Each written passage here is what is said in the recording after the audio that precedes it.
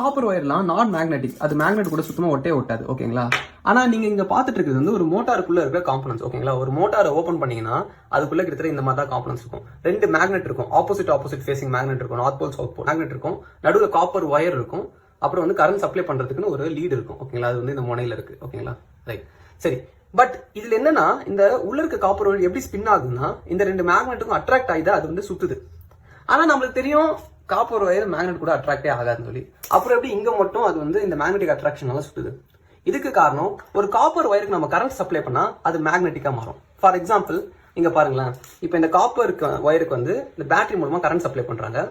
அந்த அப்படி சப்ளை பண்றதுனால அந்த காப்பர் ஒயர் வந்து இப்போ அந்த மெட்டல் பீஸ் எல்லாம் அட்ராக்ட் பண்ணி ஒட்ட வைக்குது. ஸோ இப்போ இந்த இடத்துல நீங்க பாத்தீங்கன்னா நம்ம மோட்டாருக்கு கண்டிப்பா வெளில இருந்து கரண்ட் சப்ளை பண்றோம். ஸோ அப்போ இந்த கம்பிக்குள்ள கரண்ட் ஓடுனா இந்த கம்பி மேக்னெட்டிக்கா மாறிடும். மேக்னெட்டிக்கா மாறினா இந்த 2 மேக்னெட்டுக்கும் அது அட்ராக்ட் ஆகும், அது மாதிரி ஸ்பின் ஆகும். பட் இந்த இடத்துலயும் ஒரு பிரச்சனை இருக்கு. என்னன்னா, ஒரு சாதாரண மேக்னெட்லாம் நீங்க பாத்தீங்கன்னா அது அட்ராக்ட் ஆகி முடிஞ்சு ஒரு இடத்துல நின்றோம். ஓகேங்களா? அது கன்டினியூஸா மூவ் ஆகிட்டே இருக்காது. ஆனா இந்த இடத்துல அந்த காப்பர் கம்பி சுத்திக்கிட்டே இருக்கு. ஸோ அந்த கம்பி நிக்காம சுத்திட்டே இருக்கிறதுக்கு காரணம் இந்த இடத்துல இருக்கு. ஸோ இதை வந்து ஒரு பிரஷ் கனெக்ஷன் சொல்லுவாங்க. ஓகேங்களா? இந்த இடத்துல நல்லா பாத்தீங்கன்னா காப்பர் கம்பியோடைய பாசிட்டிவ் அண்ட் நெகட்டிவ் கனெக்ஷன் மாறிட்டே இருக்கு. ஸோ இப்போ இந்த கம்பி ப்ளூல டச் ஆயிட்டு இருக்கு. ப்ளூன்றது பாசிட்டிவ், டச் ஆயிட்டு இப்போ ரிலீஸ் ஆயிட்டு இப்போ அடுத்து ரெட்ல டச் ஆகும். ரெட்ன்றது நெகட்டிவ். ஸோ அதனால கம்பிக்குள்ள ஓடிட்டு இருக்க கரண்டோட டைரக்ஷன் ஒரு ரொட்டேஷனுக்கும் மாறிக்கிட்டே இருக்கு. ஓகேங்களா? கரண்டோட டைரக்ஷன் மாறினா இந்த கம்பியோட மேக்னெட்டிக் ஃபீல்ட், அதாவது நார்த் அண்ட் சவுத்தும் மாறும். ஸோ இந்த மாதிரி நார்த் அண்ட் சவுத் மாறிக்கிட்டே இருக்கனால இந்த 2 மேக்னெட்டுக்கும் அது வந்து எப்பவுமே அட்ராக்டடா இருக்கும். ஓகேங்களா? ஸோ இப்போ இந்த கம்பி எடுத்தீங்கன்னா இது வந்து இப்போ நார்த் போலா இருக்கு. நார்த் போல் அது வந்து சவுத் போலுக்கு அட்ராக்டடா இருக்கும். ஸோ அதனால சவுத் போல நோக்கி மூவ் ஆகுது. ஓகேங்களா?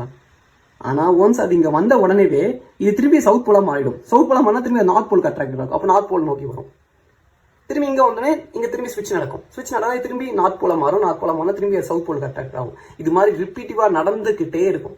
அண்ட் இந்த மோஷனை இன்னும் ஸ்ட்ராங் ஆக்குறதுக்கு இன்னும் அதிகமான காயில்ஸ் இன்க்ரீஸ் பண்ணுவாங்க. ஃபார் எக்ஸாம்பிள் நான் இப்போ வந்து ஒரு காயில் தான் நம்ம யூஸ் பண்ணிருக்கோம். ஓகேங்களா? இதுக்கு பதிலாக இன்னொரு காப்பர் காயில் யூஸ் பண்ணீங்கன்னா என்ன ஆகுதுன்னு பார்ப்போம். இன்னும் 3 ஆட் பண்றேன். ஸோ இப்போ 3 ஆட் பண்ணோன்னு பாத்தீங்கன்னா சுத்துற ஸ்பீட் இன்க்ரீஸ் ஆயிருக்கு. ஸோ இந்த மாதிரி நிறைய காப்பர் காயில் ஆட் பண்ண அது ஸ்பீட் அண்ட் பவரும் இன்க்ரீஸ் ஆகும்.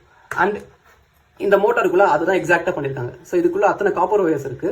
ஸோ ஏன்னா அந்த மோட்டாரோட ஸ்பீட் இன்க்ரீஸ் பண்றதுக்காக. பட் பேசிக்கலி இந்த மோட்டாரும் இதே கான்செப்ட்ல தான் ஒர்க் ஆகுது. ஸோ எதனா டவுட்ஸ் இருந்தால் கீழே கமெண்ட் பண்ணுங்க.